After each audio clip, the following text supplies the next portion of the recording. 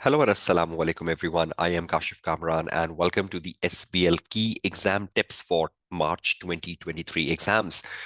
Your exams is just 24 hours away and this is a very crucial time to share these exam tips because each of the tip can contribute towards your success in your upcoming exams tomorrow. So let's start on looking at the key tips which can contribute to your success in your upcoming exams.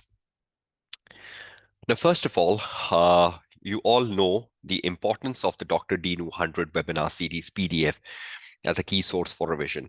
And I hope in these last 24 hours you have your time spending on the Dr. Dinu 100 webinar series PDF would be very, very appropriate. And you know that webinar series, right? I've shared this document with my regular students, my paid students. So you have access to this document, which you can now see on your screen. Particularly from the page number 38 onwards, you do see the 100 areas and there is an index of the 100 areas. And then each of the 100 area has been explained down from the page number 41. So the first area are the skills. The second area is the why governance and why is it all about. And then this is the seventh area, what is the Gen Z relationship? And it goes on this way. So there are 100 areas which has been covered by the Dr. Dinu, which needs to be on your fingertips. And this is the summary of the 100 areas. And that's what you need to revise in from page number 39 onwards. So if you can just scroll over these pages in this last 24 hours would be great enough for you as a final tick mark and as a final reasonable assurance that you have covered the maximum amount of syllabus, models, and theories. Now, just to be assured, there are some things in this 100 list which is not part of the syllabus anymore. You can see the Allah principle here, all of you. This Allah principle is no more part of the syllabus. So please don't waste time going around the Allah syllabus area. That is no more part of the syllabus. And this model over here, the Tucker 5 question model, this Tucker 5 question model is no more part of the syllabus.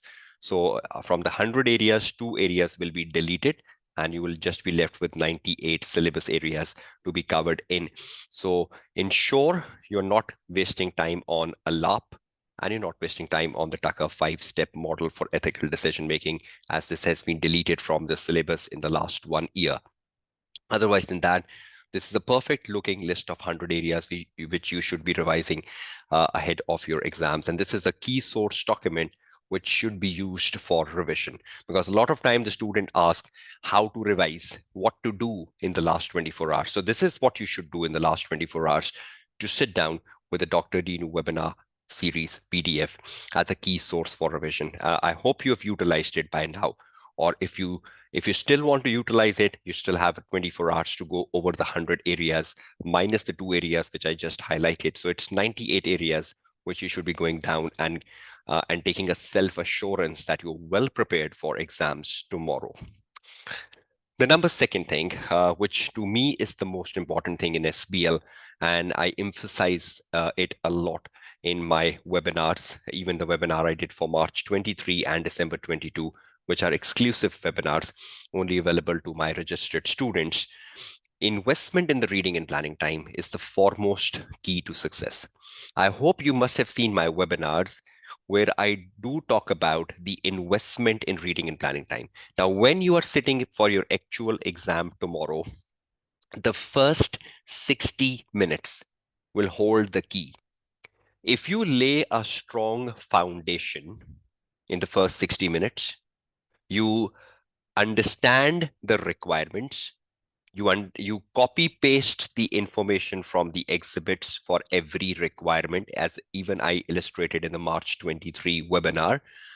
And after the first 60 minutes are over, you have a very productive looking word processor.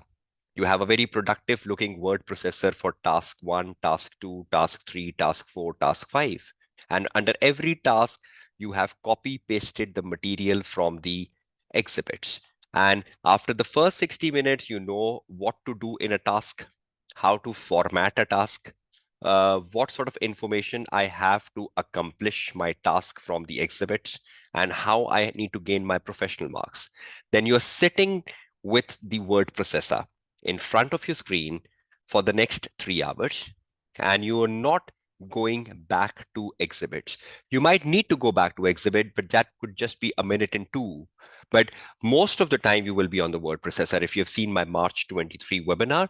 So the dumping of the information while you were reading the exhibits in the first 60 minutes is very crucial. I hope you have realized the importance of that from the March 23 webinar. If you can just confirm with your quick answers to my question. Do you believe in the importance of your investment in reading and planning time? Have you seen the benefit of that on the day one of the March 23 webinar and December 22 webinar, that how easy the answer becomes if you have invested properly in the reading and planning time? Do you all agree with it? Quick answers from your side. Okay, that's great. That's great. So is this investment worthy?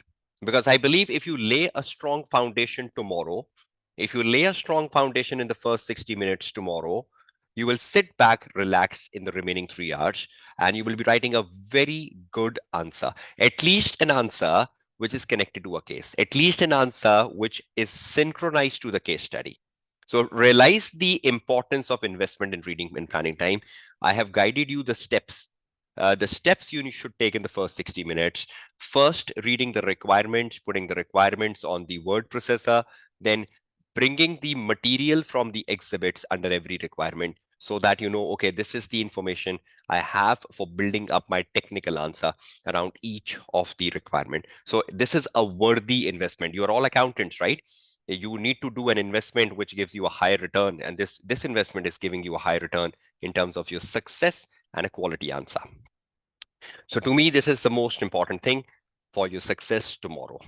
Number two, fear around professional marks. I still believe the students have a misunderstanding, or they are unclear around how you should gain the 20 professional marks. And I think your ability to gain the 20 professional marks, and the most of them, it holds the key.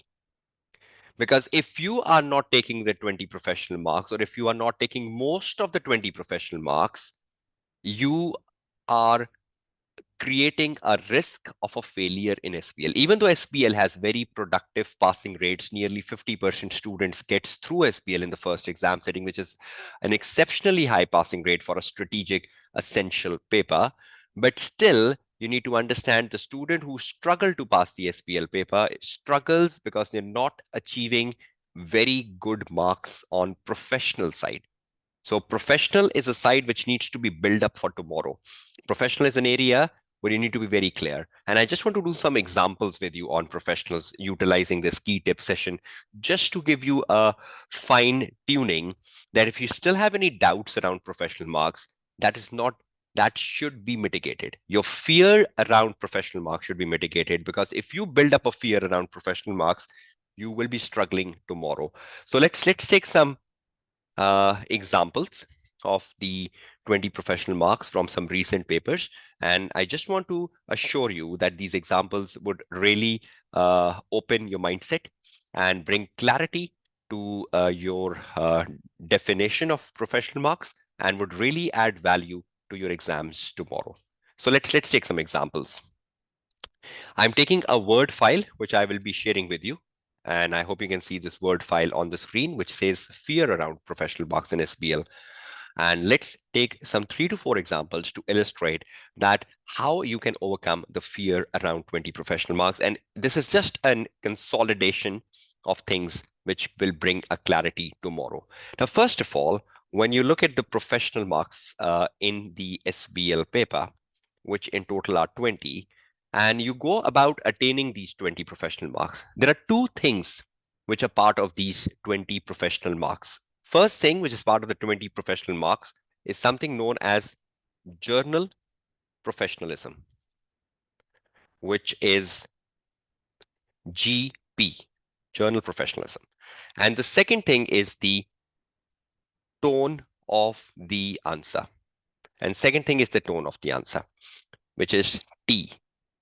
So two things contribute to the 20 professional marks. One is the GP, journal professionalism, and one is the tone.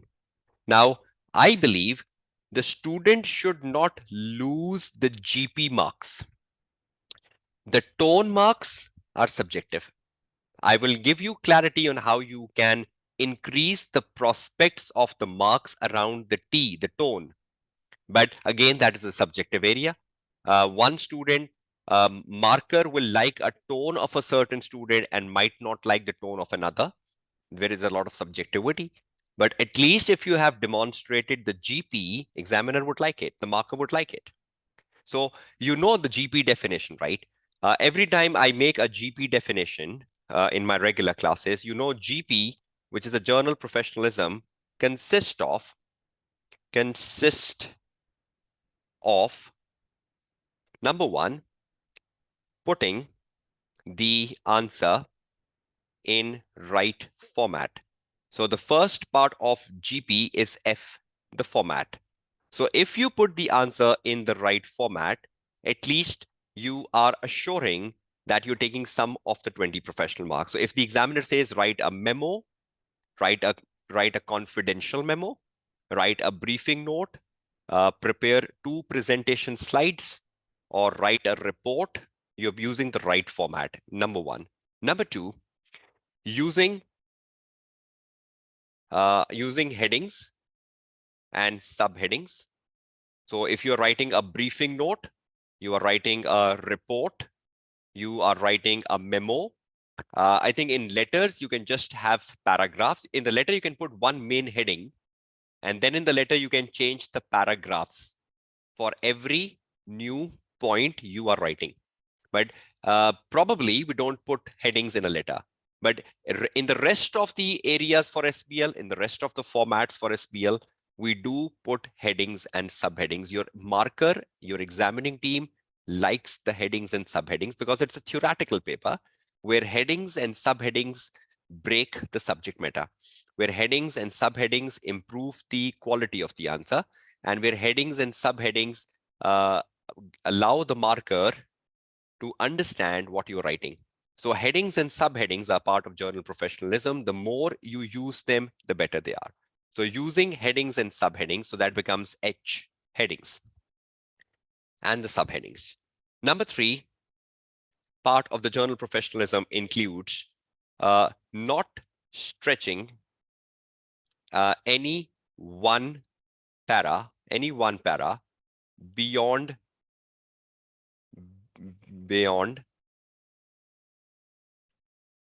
4 sentences. So when you're writing a point, you are developing a point. For example, you are explaining a political factor or you're explaining an economic factor, and there are multiple economic factor. So when you're explaining one economic factor like inflation, you might just be writing 3 to 4 sentences on it and stop. Then you change the paragraph and you bring the growth rate as another economic factor, and you write a paragraph on the growth rate. But at times, the student have a tendency of writing very long paragraphs, like 8 lines and 9 lines. That is not something which the marking team appreciates. The marking team appreciates that each para is maximum 4 sentences. What is minimum? Minimum is 2 to 3. Maximum is 4. So 2 to 3 is minimum. So a paragraph should not be less than 2 sentences. A paragraph should not be more than 4 sentences. And what is the definition of a sentence? Is sentence a line, everyone? Is sentence a line? No, sentence is not a line. Sentence is where you put a full stop. So a sentence can be more than a line, right? So 4 sentences is the maximum. So if you are explaining a point, the maximum you can stretch is 4. Then you have to change the paragraph. Then you have to bring a new paragraph. So don't stretch your paragraph. This is part of journal professionalism. So not stretching any one para beyond 4 sentences. So as part of the journal professionalism, we have a P, para. So if your para is good, the length of the para is good, you are using headings, and you're using the right format, at least you are scoring most of the 20 professional marks as part of journal professionalism. And the last thing, avoid repetition. Don't repeat a point again and again. If you're writing 6 points, there should not be any repetition within the 6 points. No point should be repeated. So avoid repetition, which is R. So avoid repetition, which is R. So these are important things which the student should look for when you are scoring most of your GP marks. Is everyone clear on the GP? Is everyone clear on GP consists of what? GP consists of the right format plus headings and subheadings plus a paragraph should not stretch beyond 4 sentences and you are avoiding the repetition. So it's FHPR. So everyone should remember the FHPR and you should use them in an effective manner for scoring most of the marks around journal professionalism. I hope you're clear on that. Now comes the critical part, tone. Tone of the answer. How would you tone the answer? Now, this is an area which I believe is subjective to the marker. Let's see why it is subjective to the marker and what best you can do to improve your prospects here. Now, tone of the answer basically is that under each requirement, there will be a professional mark statement. You must have seen that. Under each requirement, there is a professional mark statement asking the student to demonstrate a certain professional skill. Have you seen this statement under every requirement where the examiner says, you should demonstrate commercial acumen, you should demonstrate skepticism, you should demonstrate evaluation, you should demonstrate communication. You must have seen that, right? Under every technical requirement. There will be a professional mark statement asking the student to demonstrate a certain professional skill. Demonstrate a certain professional skill. Now, every time the examiner asks you to demonstrate a professional skill, with that demonstration, examiner would also tell you how to demonstrate. So each time the examiner asks you to demonstrate a skill, examiner will also tell you how to demonstrate it. And any student who picks up how to demonstrate will score marks. Any student who picks the examiner perspective of how to demonstrate will fetch most of the tone marks, So if any student who picks examiner perspective of how to demonstrate will fetch most of the tone marks. So the tone marks will be fetched if you understand what the examiner wants you to do. Can you just read the 3 bullets on your screen and tell me, are you all clear with the bullets under tone? Just read it and confirm me. I'm giving you 15 seconds. Read the 3 bullets under the tone and tell me, are they understandable to you? And I'll just give you an example of this quickly. I'm waiting for your responses, right? Once you read with the 3 bullets under the tone. So is there anything unusual I'm telling you 24 hours before the exam? I hope you've seen this demonstration sentence under every technical marks. I hope you have seen examiner asking you to demonstrate certain things under the professional marks, and examiner leave you with how to demonstrate. Examiner is not leaving you blank. Examiner is not leaving you in an ambiguity state. Examiner is leaving you with a clarity state of how to demonstrate. And that is where excellence comes in. So what is difficult with tone? It is just to follow the instruction of the examiner how to demonstrate. So what is the critical part?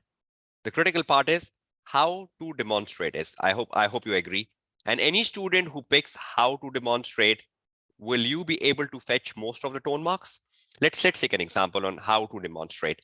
Examples. How to demonstrate.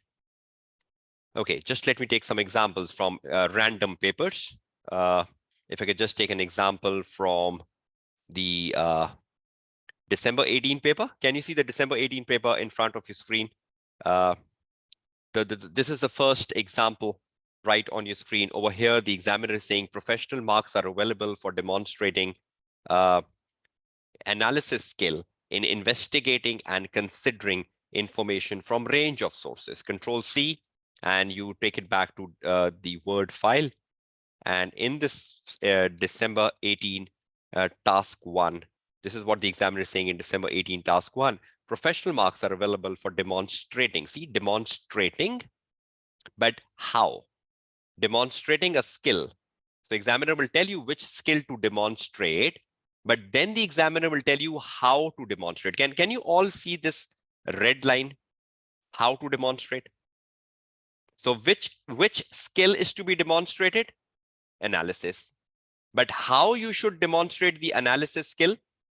In investigating and considering information from a range of sources. So if any student, when writing the answer, is considering information from wide range of sources, not just an exhibit 1. So if any student develops an answer from one exhibit, you are not considering information from a range of sources. But if one student wrote an answer where information is coming from 3 to 4 exhibits, have you demonstrated the analysis skill as per the wish of the examiner? So do you need to follow the wish of the examiner to demonstrate a certain skill, or will you have a rote learning of analysis skill? Will you have a rote learn definition of this is an analysis skill? So is there any need to rote learn a skill, everyone? Is there a need that you rote learn a skill? Or will you follow the wish of your examiner what to do? So any student who investigate and consider information from a range of source, is this student picking most of the analysis skill marks? Agree or disagree?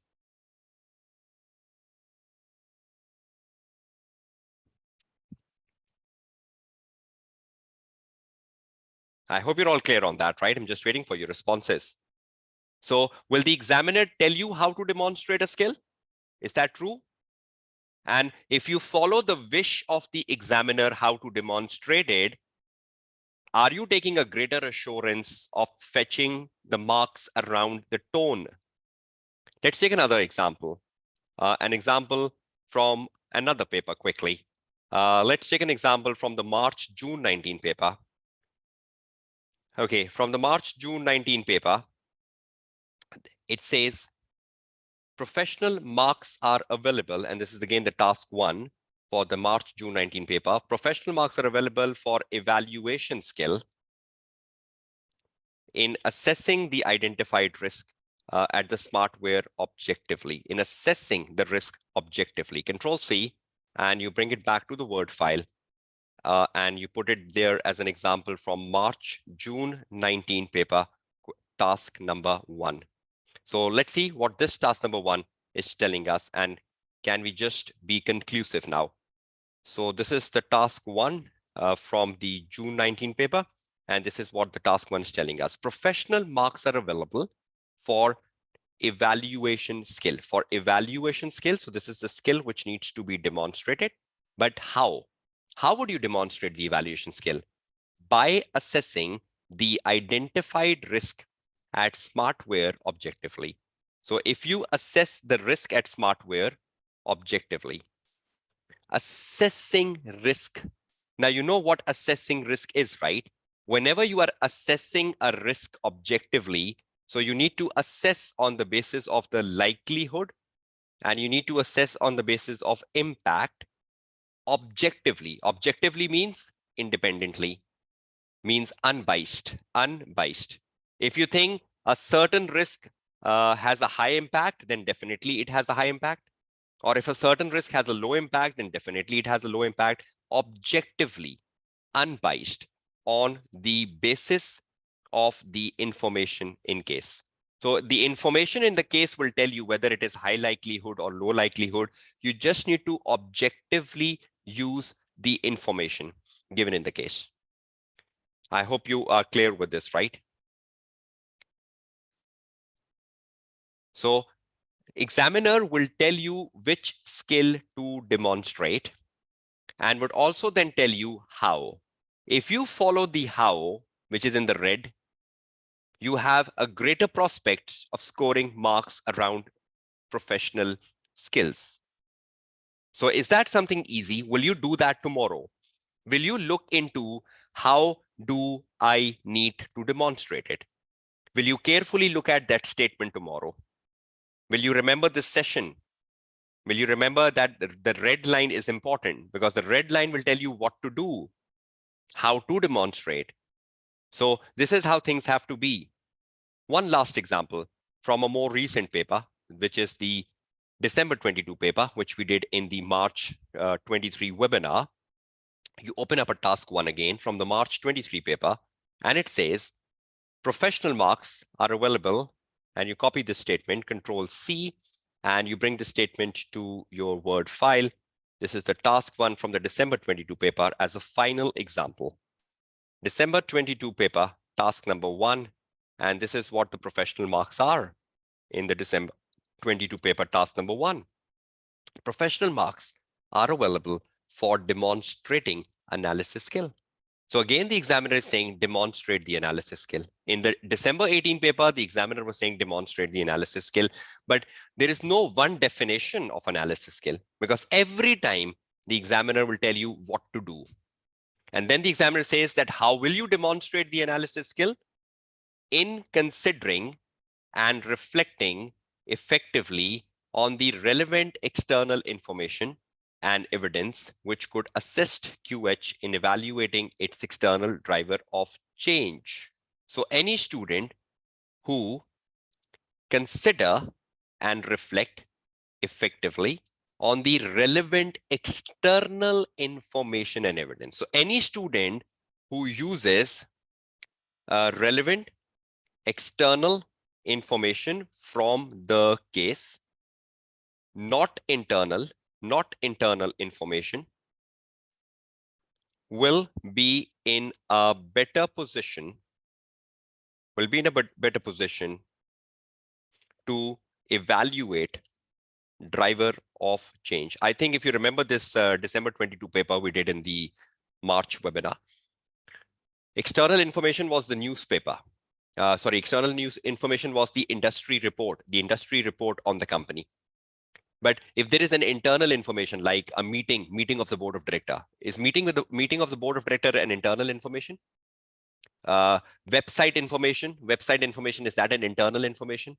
So if you try to take a driver of change from a website information of the company, if you try to take a driver of change from the meeting of the board of director, that would be wrong, because the examiner is saying you need to use the external information. So external information probably was the industry report, where information was given about the drivers of change, or the newspaper. So anything external. So when you are using an relevant external information from the case, then you are fetching analysis. So is the examiner telling you analysis how? So any student who mistakenly use internal information for external driver of change, you're going on the wrong track. But any student who's using external information for the drivers of change, you're fetching the marks. So I hope, can we conclude on this? Is everyone understanding that under each requirement, there will be a professional mark statement, the student to demonstrate. Each time the examiner asks you to demonstrate a skill, the examiner will tell you how to demonstrate. And I think I've given you an example from 3 papers now. Any student who picks the examiner perspective of how to demonstrate will fetch most of the tone marks. Are you clear with this, all of you? So we can move out of this discussion on professional marks. Are you all clear with fear around professional marks? Have this discussion mitigated your fears for tomorrow? Will you do better around 20 professional marks tomorrow? Will you gain the journal professionalism? Will you gain the tone marks? So I'll share this file with you. You can just revise this file again to do better on your 20 professional marks tomorrow. Okay, now out of the 20 professional marks, where we were looking at the examples, the fear around professional marks should be mitigated. And if they are mitigated, that's good. And we took examples. Next point, next area where success comes in the SBL paper. Develop each point to an adequate level. If you are writing a point, you are explaining a point. Suppose you're explaining a driver of change from the December 22 paper, task number 1. So, and you just develop the driver of change in one sentence and full stop. One sentence is not a good developed point in SBL, right? A minimum length of a sentence which is needed in SBL for a good developed point is 2 to 3 sentences. If you stretch to 4, very good. But if you are writing a point that is just one sentence long, that is not a good developed point. Minimum length of a good developed point in SBL is 2 sentences. Minimum. 2 to 3 is moderate and 4 is best. So any student who is writing 2 to 4, 2 to 3, 3 to 4, you're developing each point to an adequate level. Is that clear to all of you? So when you're explaining a point, look at the number of full stop you have in your paragraph. If you have 3 full stops, means 3 sentences. If you have 4 full stops, that means 4 sentences. And that is becoming a reasonable, adequate level of point explanation in SBL. Is that clear to all of you? Developing each point to an adequate level. So no one sentence point, no one sentence paragraph, because that would be inadequate from a marker perspective. If you want to impress the marker, then develop each point to an adequate level. Clear with this, all of you? Can we move on to the next criteria of success? Okay, great. The next criteria of success is case connectivity of your answer. Hold key to impress marker. I hope you watched my March 23 webinar and the December 22 webinar. The first 60 minutes where you are putting the requirements on the word processor and you're connecting every requirement with the information from the case study. So later when you write the answer in 3 hours, automatically, because you have taken the information from the case in the first 60 minutes, and then you're writing the answer in the later 180 minutes, automatically it gets connected to the case. So if your answer is closer to the case, your answer is well connected with the case, most of the points you are writing in the answer are taken from the exhibits. There is no hypothetical assumptions. There is no point which is not available in the case. And 90%, 85% of the points you're writing is coming from the case study. Yes, if the case is exhausted, you can take some points from the book knowledge around the subject matter. For example, you're writing something on integrated reporting, and you believe 80% of the points on integrated reporting is in the case, but I failed to find 20%. Then you can bring the 20% points around integrated reporting from your books, and you can blend them. You can blend them in the context of the scenario. But if 80% of the points are coming from the book and just 20% of the points are from the case study, that is not a good definition of a case connectivity. So if your answer is blended with the case, your answer is synchronized with the case, your answer is absorbed in the case, that's wonderful. So case connectivity, the more connected answer you write to the case, the variance between the case and the answer should be less. But if the variance between the case and the answer is more, you're failing the SBL paper. So is everyone clear on the importance of the case connectivity of your answer? Will you do that tomorrow? Will you ensure that your answer is connected to the case as much as possible? At least 80% of your answer is connected to the case. Is that clear? Okay, that's great. Moving on to the next matter for success. recent articles to focus on. Now, in less than 24 hours, you need to give yourself a self-assurance. By this point in time, you must have done everything, right? But this is a time when you need to self-assure yourself, have I done everything? Is there anything I'm missing? Is there anything I'm overlooking as a student now? Recent articles to focus on. Let me take you to the articles. I hope you can see the articles in front of your screen. Please confirm it. Can you see the technical articles in front of your screen from the web page of SBL on ACCA website? All of you? Okay, now which of the article holds the key for March 23 exams apart from the typical ones? I believe the article around responsible leadership, number 1, Control C, and I keep pasting it on my Word file here. So at least I can share a list of the critical articles for tomorrow. Key articles, can you see the Word file in front of you? Number 1, responsible leadership. Okay, back to the articles again. I hope you can see the article page again on your screen now. Okay, then the next one, environment and sustainability issue, which is the second important article you should be focusing on, and you ensure that you ask a question to yourself, have you done it? If you've done it, that's great. Next article is the integrated reporting framework, because we know that's the most special area for your SBL examining team. You should ensure asking a question to yourself, have you read this article or not? Moving on the critical articles, 4 lines of defense and assurance mapping, a new area which has been added to the SBL syllabus. I hope you've watched my video on the 4 line of defense on the portal, the 4 line of defense, right? The next critical article is down under syllabus area E, application of new technology part 1 and part 2. I've already covered the videos and put them on the portal for my registered students. It's not publicly available on YouTube. So 5 and 6, part 1 and part 2, technology, new technology. I hope you have seen that.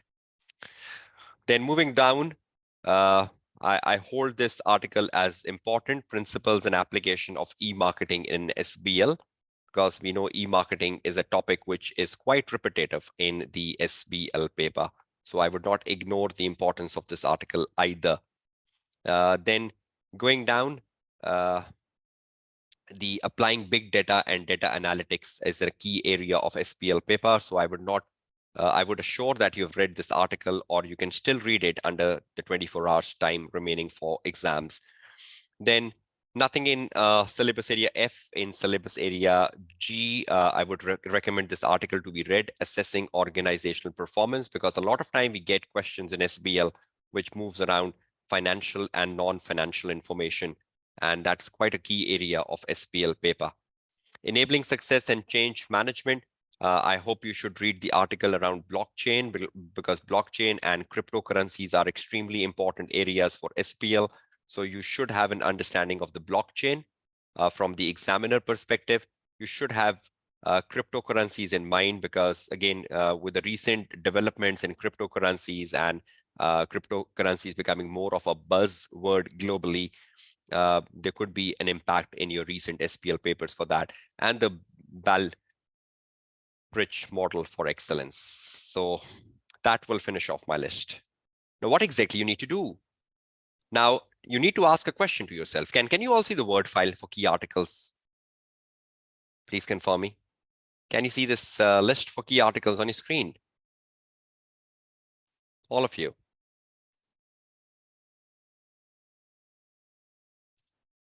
Okay, great. How many of them are there? 12. The new articles here, the application of new technology part 1 and part 2, if you prioritize, these will be prioritized. Responsible leadership and environment and sustainability issue, these will be prioritized. 4 line of defense, these will be prioritized. So from the list of 12 articles, which are the prioritized articles? So if we make the first priority, at least if you don't want to read all of them, then the first priority would be the 5 new articles, 1 and 2, Control X, and you bring them down, and you bring the other 3, Control X and Control V. So can you see the priority list? These are first priority because these are all recent ones and new. So ask a question to yourself. How many of these 5 have you covered? All 5 of them? Excellent, excellent. 3 of them, 2 of them, you still have time to read, but don't take a risk of entering the exam tomorrow without reading the first priority articles. Is that clear to all of you? Will you assess yourself after the session ends today? Will you ask a question to yourself? How many of these 5 articles have I covered in? And please ensure you covered them all. But what is remaining in the second priority? In the second priority, you have areas which comes a lot in the SBL paper. These are articles around very repetitive areas in SBL, where examining team has a lot of interest. So I would consider that this should be taken as your second priority. And if you have time and you're not doing anything today, then you should do this in your list of second priority for SBL. First and second. So let's put them this way. First priority for key articles and second priority for key articles. Is everyone clear with this? Will you ask a question to yourself? How much has been done? How much is remaining?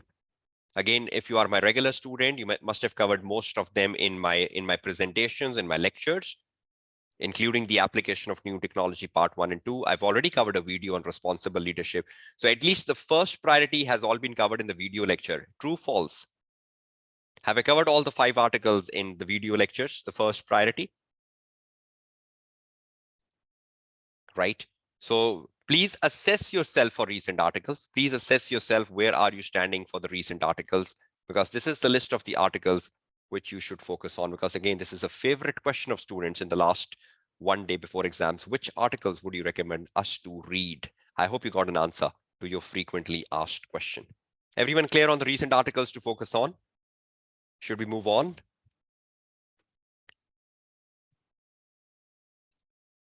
Great. Okay, copy paste of chunks from exhibits with no efforts. In the reading and planning time, a lot of time we copy paste, right? That's good. That's a computer-based exam skills which we should demonstrate. Control C, Control V is the feature of computer-based exams, right? But if you are dumping an information from the case and you leave it as it is, it's not worthy. If you copy paste something from the case, like a paragraph, you should rephrase the paragraph, or you should reword the paragraph, or you should explain the paragraph. If you just leave the copy paste text and you believe, okay, this copy paste text is my explanation, that's not an explanation, right? Because copy paste from the exhibit is the information from the exhibit. You need to rephrase that information. You need to explain that information in the context of the task, in the context of the requirement. So if you just leave the copy paste alone, that's not worthy to be rewarded. But you need to translate the copy paste into a proper explanation, into a proper point development. So if you just copy paste larger chunk of exhibits, that's not good. If you've seen my March 23 webinar, I used to take sentences. I used to copy paste sentences from the exhibits, not paragraphs. And I then need to translate those sentences into the context of the requirement. Is that clear to all of you? Will you go with it? Copy paste of chunks from exhibit with no effort is useless. So if you copy paste something, convert it into a proper point, explain it, connect the copy paste with the requirement, translate the copy paste into an explanation for it to be worthy. Don't just leave the copy paste on the word processor. So any extra copy paste should be removed. So once you have done with the writing of the answer, should you remove the extra copy paste, which is of no use? Please don't leave the copy paste from the reading and planning time on the word processor. So the moment you're done with the task number 1, remove all extra things which you copy paste for the task number 1, then the task number 2, then the task number 3. So every time you are accomplishing a task, remove the extra material, delete the extra material. Don't leave it till the end of the exam, because at the end of the exam, you might forget it, and all the extra material which you copy pasted for planning purpose will also be submitted to the marker, and the marker will get confused. So will you make a habit of deleting extra materials after every task is completed? Don't leave it till the end.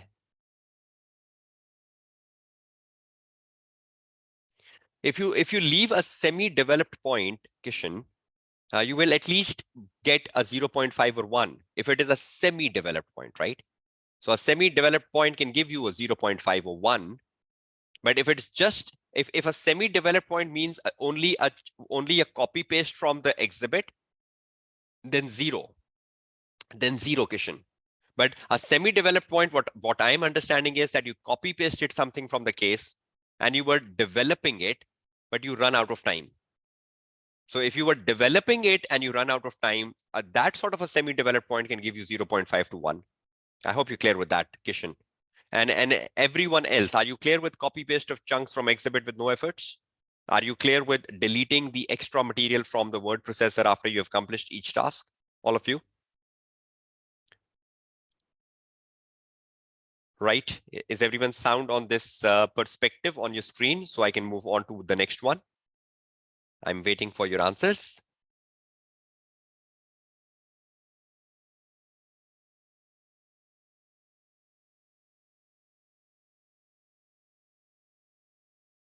Okay, thank you so much. Okay, using proper formats, key, right? We just covered them in the journal professionalism, that using the right formats.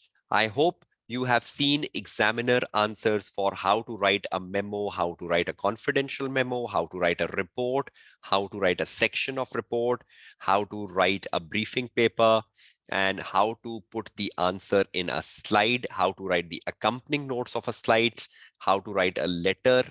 I hope you've covered all these perspectives from examiner recent answers, to whether to give a heading, whether to give a date, whether to write to, from, whether to write a conclusion. Because for every format, how you start it and how you end it is very critical. Some formats end with a conclusion. Some formats automatically ends where you put a full stop, like a memo. Some formats ends with yours sincerely, yours faithfully, like a letter. Some formats end with a conclusion like a report. So I hope you know every format start and every format end, because using the proper format is part of your journal professionalism. If you're using a wrong format, you're straight away losing 1 mark. So if there are 5 formats in the exam and all 5 are wrong, straight away you are losing 5 professional marks out of 20. So use the proper formats. The Dr. Dinu covers the proper formats. Your recent examiner answers, the recent examiner answers covers the right formats too. You can just go over them and be assured for tomorrow. Headings and subheadings, we covered that in the journal professionalism. Please ensure that holds the key for a good answer. In a theoretical paper like SBL or AAA, putting the headings and subheadings is very, very important, because it really impresses. Even if when I am checking the assignments of yours, and I get an assignment where there are proper headings and subheadings, it looks so beautiful. It looks so professional. But I see assignments where there are chunk and chunk of text, long paragraphs, no headings, no subheadings, very long paragraphs. That looks so difficult to check even as a tutor. So you're making the life of the marker difficult if you're not using headings and subheadings. And the best thing is, for putting headings and subheadings, you're getting journal professionalism marks. So how would you deny marks by doing such an easy thing? Model isn't the best answer. This is the last thing we're covering for the key tip session today, and a very important one. Now, I'll just give you some examples from the past paper that not necessarily every time you think of a model. Sometimes the model is very explicit. Sometimes you are reading a question like the one we were doing in the March 23 webinar, the December 22 paper. In the December 22 paper, I think there was a task number 5, if I'm not wrong, where the examiner asked for a process strategy metrics as a terminology, right? So if the examiner is using process strategy metrics as a term, you immediately says, oh, this is the Harman process strategy metrics. So I need to talk about the complexity of the process, and I need to talk about the strategic importance of the process, and then need to tell examiner, should I outsource it? Should I automate it? I need to use the model. Sometimes the examiner says the power interest metrics. So you say, oh, this is the mental metrics I need to apply here. Or sometimes the examiner says appropriate risk management strategy. So appropriate risk management strategy is the TARA model, transfer, acceptance, reduction, avoidance, and need to choose the best strategy. So sometime, or the examiner says external environment, and you say, oh, external environment is the pestle. Or sometimes the examiner says the industry environment, and you say, oh, this is the Porter 5 forces. Or sometimes the examiner says the national environment, and you say, oh, the national environment is the Porter diamond. So sometimes the terms help you pick the model, right? And I think the Dr. Dinu 100 series do tell you the keywords which help you pick a model, if you've covered that, right? So sometimes model picking is easier, but a lot of time the student think that every requirement in SBL has to be connected with a model. Is that right perspective? Do you believe every requirement has to be connected with a model? Do you believe every requirement, the best answer for every requirement is a model? No.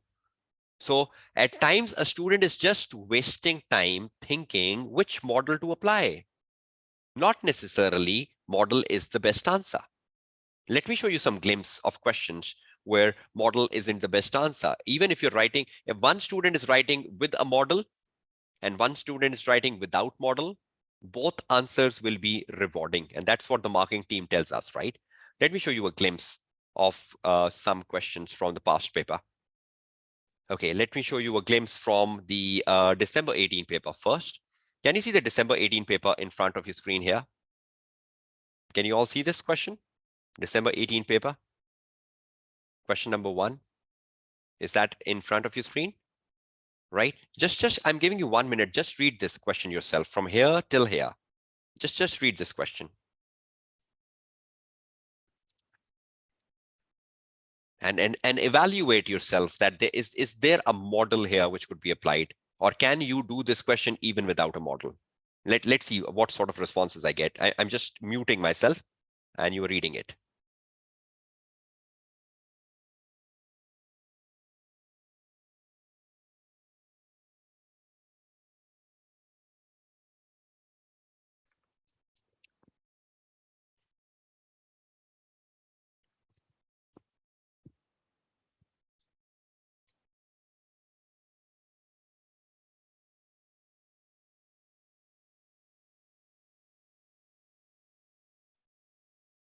Right. So do you get any hint of a model here in like just a second and two in the exam?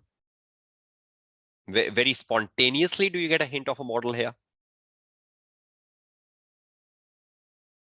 All of you? Yes, the Porter Diamond, the national advantage. How you picked it up, Neetu? How you picked it up that this is the national advantage in Porter Diamond? What statement prompted you to do that?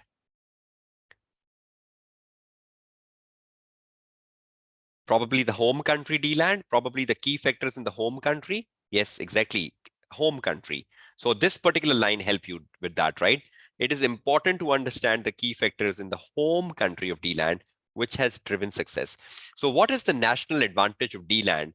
What is the national competitive advantage of D-land, which has driven success to highlight?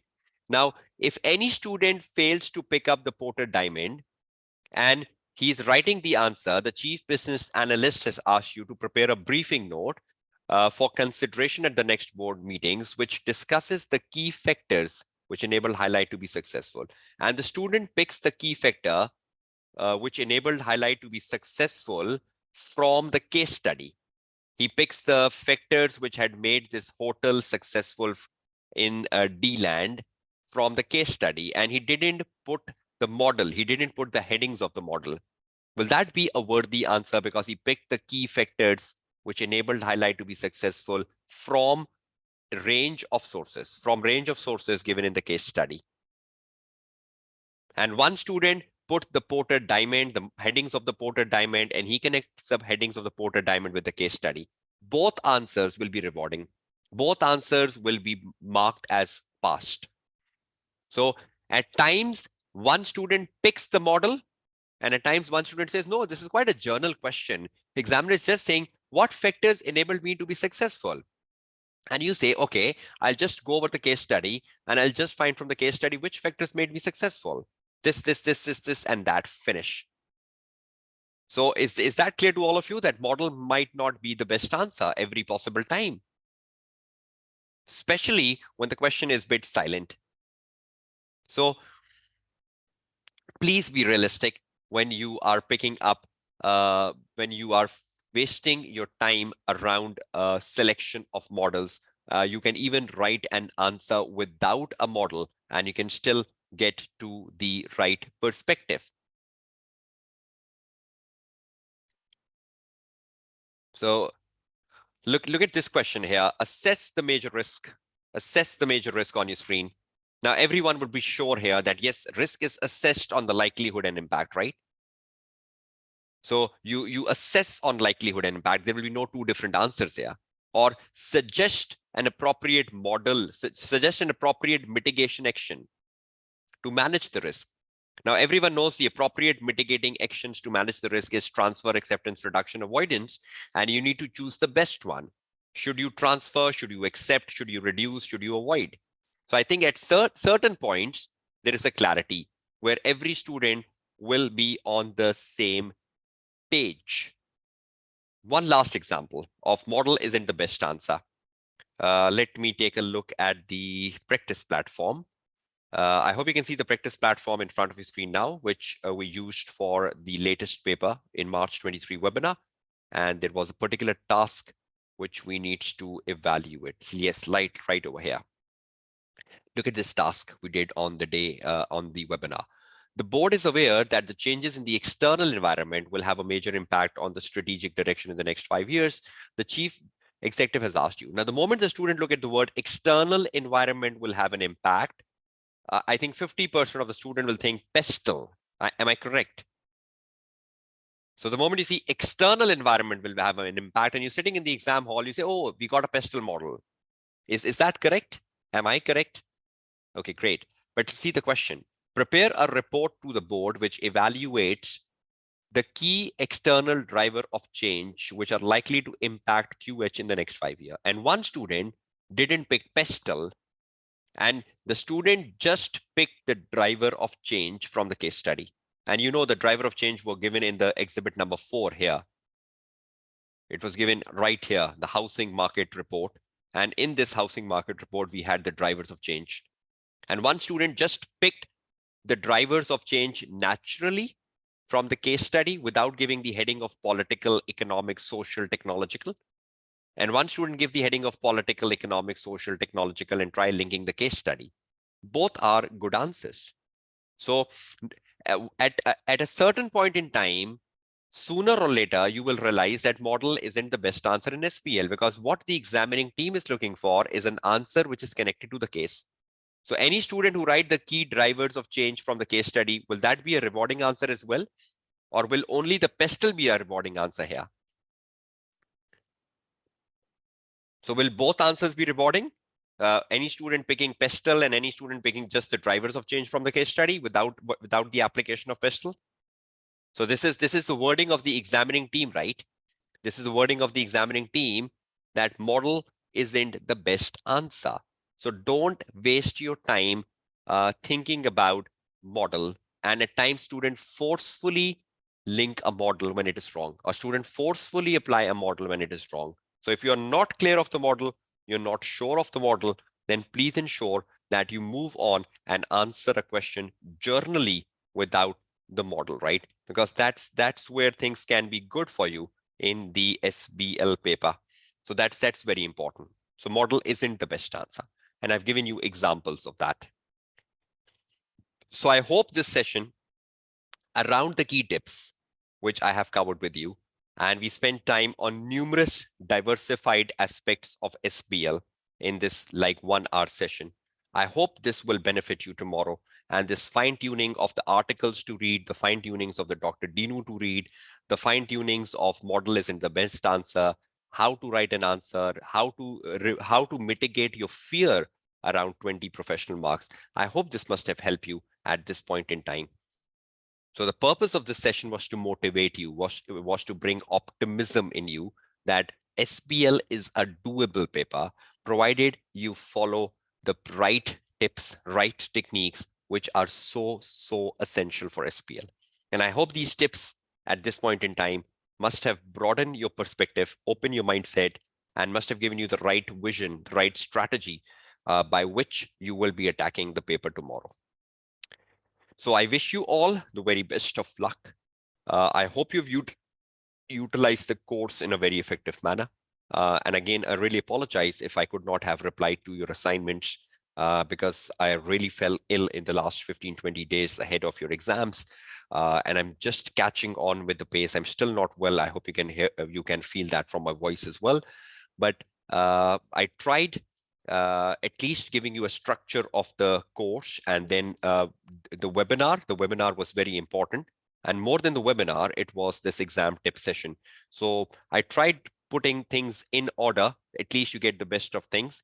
And if you followed my guidance, you followed my structure of writing the answers from the webinars, December and March, and from a regular course, I hope you must have a reasonable assurance for tomorrow. So I wish you all the very best of luck and wish you all success. My prayers, my well wishes are with you for tomorrow. Do your best, believe in yourself, and be optimistic. And do share your feedback with me after the exams are over. Thank you so much, all of you, for taking the time out and participating in this live tip session. The recording gets uploaded on the YouTube, and I'll share the link in the WhatsApp group. Take care, all of you. Have a nice day. Study effectively and do your best. Do your best tomorrow. Thank you. Goodbye and Allah Hafiz.